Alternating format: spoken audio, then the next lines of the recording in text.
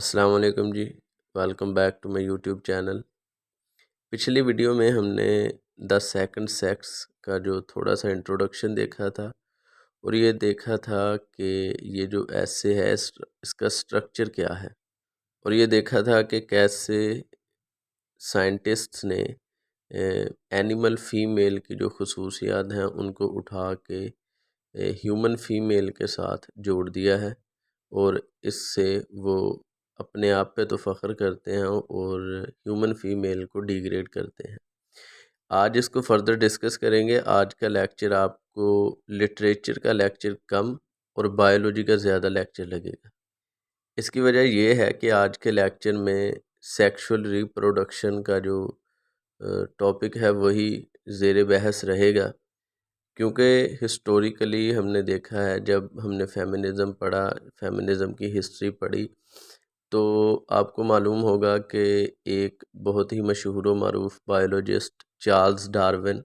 انہوں نے کہا تھا کہ جو فیمیل ہوتی ہے وہ مرد کو ڈسٹریکٹ کرتی ہے اور اس کو کامیاب نہیں ہونے دیتی، اس کو اپنے ہی پیچھے لگائے رکھتی ہے اور اس کو اٹینٹیو ہو کے اپنے ڈریمز پہ کام کرنے نہیں دیتی۔ سائمن ڈی بوا اپنا جو آرگیومنٹ ہے وہ بائیولوجی سے ہی سٹارٹ کرتی ہے۔ وہ کہتی ہیں کہ آن دا سرفیس ہم دیکھتے ہیں کہ ریپروڈکشن کے لیے 2 سیکسز کی ضرورت ہوتی ہے، میل اور فیمیل، لیکن جب ہم ڈیپ ڈاؤن جاتے ہیں، بائیولوجیکل ڈیٹا کو اسٹڈی کرتے ہیں، بائیولوجیکل فیکٹس کو اسٹڈی کرتے ہیں، تو ہمیں پتہ چلتا ہے کہ there are species in which male is not necessary. وہ کہتی ہیں کہ ون سیلڈ مائکروسکوپک اینیملز جیسے کہ انفیوزوریا، امیبا اور سپوروزونز، ان میں جو ریپروڈکشن ہوتی ہے وہ اے سیکشول ہوتی ہے، اور اس فنومینا کو شیزوجینیسس کہا جاتا ہے،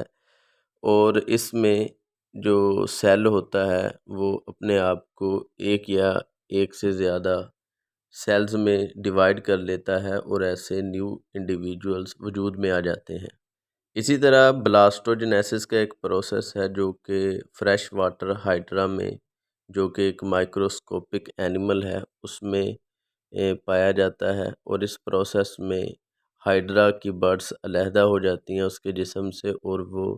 ایک نیا جاندار وجود میں آ جاتا ہے۔ اور اسی طرح ایک اور پروسیس پارتھوجینیسس ہے، جس میں مائکروسکوپک اینیملز ہیں کچھ، ان میں جو فیمیل ہوتی ہے وہ اپنا egg without any male embryo میں کنورٹ کر لیتی ہے، اور اس طرح اس کو اپنی نسل بڑھانے میں کسی بھی میل کی ضرورت نہیں رہتی۔ لیکن کچھ بائیولوجسٹس نے کہا کہ یہ جو اے سیکشول ریپروڈکشن ہے یہ چل تو سکتی ہے، لیکن اس میں جب تک میل کا کردار نہیں ہوگا سپیشیز کو نقصانات ہو سکتے ہیں۔ سائمن اس بیلیف کو چیلنج کرتی ہیں کہ یہ ایک بے بنیاد بات ہے، اور ریسرچز ہو چکی ہیں اور یہ بات ثابت ہو چکی ہے کہ یہ جو اے سیکشول ریپروڈکشن ہے یہ انفینٹلی چل سکتی ہے، اور اس میں میل کی کوئی ضرورت نہیں ہے۔ اور پھر وہ بات کرتی ہیں کچھ ایسی سپیشیز میں، کچھ ایسے جانداروں کی جو میل اور فیمیل دونوں کی خصوصیات کے حامل ہوتے ہیں، اور کسی دوسرے سیکس کے بغیر وہ اپنی نسل کو بڑھا سکتے ہیں، اور اس فنومینا کو وہ ہرمافروڈائٹزم کہتی ہیں۔ وہ کہتی ہیں کہ کچھ بائیولوجسٹس اس فنومینا کو ریجیکٹ کرتے ہیں، اور ہرمافروڈائٹزم جو ایک کنڈیشن ہوتی ہے جانداروں میں، اس کو ایک برائی کے طور پر دیکھتے ہیں، جیسا کہ ہم اپنے معاشرے میں دیکھتے ہیں کہ ٹرانسجینڈرز کو کتنی بری نظر سے دیکھا جاتا ہے۔ وہ کہتی ہیں کہ اس فنومینا کو یہ بائیولوجسٹس، یہ سائنٹسٹس بری نظر سے دیکھیں، ان کو ڈی جنریٹ کریں یا جو بھی کریں، یہ فنومینا ہے، اور اس سیکشول ریپروڈکشن، اے سیکشول ریپروڈکشن میں میل کی کوئی ضرورت نہیں ہے، اور اس بات کو ہضم کرنا ہوگا۔ اب بات آ جاتی ہے کہ جی ان سب باتوں کا مقصد کیا ہے، ایک لٹریری فیمنسٹ ایسے میں ان سب باتوں کا ہونا کیوں؟ ان سب باتوں کا مقصد یہ ہے کہ سائمن ڈی بووا